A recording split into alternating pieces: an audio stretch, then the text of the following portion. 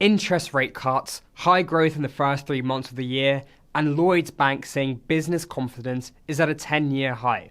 Those are the things Keir Starmer wants you to talk about. But Labour infighting on welfare reforms, teasers of mega tax rises, lacklustre poll ratings, and a sharp warning on the financial crisis that waits Britain are probably what's keeping Downing Street officials awake at night. In a difficult fortnight for Labour marking its 1-year anniversary in office, the government suggests it is ready for a reset, putting out strategy papers for the NHS, global trade, and high-growth sectors. But on welfare, it is still facing staunch opposition from dozens of MPs within the Labour Party. Even after it rode back on its £4.8 billion savings to welfare reforms made in March, some 47 Labour MPs rebelled against the government again. This points to the growing discontent within the party over ministers' ambitions to push through reforms at a faster pace.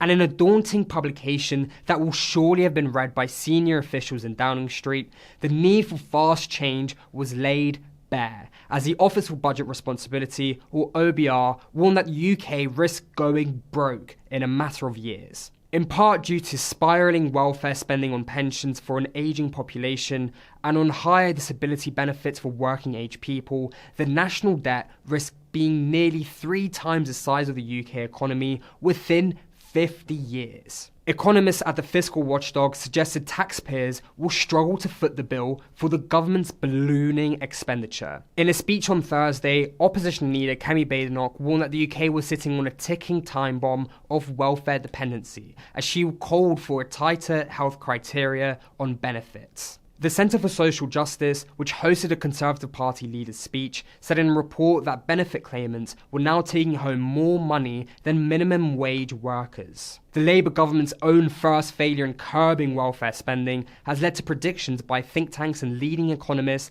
that the government will have to raise £30 billion in taxes this year. That would be to fill the cost of welfare spending, the higher cost of borrowing, and thinner tax receipts due to lower than expected economic growth. Keir Starmer this week refused to rule out extending a freeze on income tax thresholds, and this could raise some £9 billion, but hit working people who will have to pay more in tax in real terms. And modelling has suggested that pensioners could be dragged into paying tax for the first time too. The Prime Minister also refused to rule out introducing a wealth tax this week after a former Labour leader said it could generate £24 billion in tax receipts. While the policy appears to be popular among Labour voters, most analysts, including tax guru Dan Needle and the Institute for Fiscal Studies, have warned that the UK could in fact lose tax revenue, suffer from lower investment, and see costs of administration spiral out of control. The government is fighting battles on many fronts, not just in upgrading its defence capabilities against the threats of Russia and Iran, but also against the bond markets, businesses, and now ballots. Research by CityAM and Freshwater Strategy has put Reform UK at the top of the polls again, while Keir Starmer's own ratings have dropped further. Around 1 in 3 voters who backed Labour now regret their decision to do so.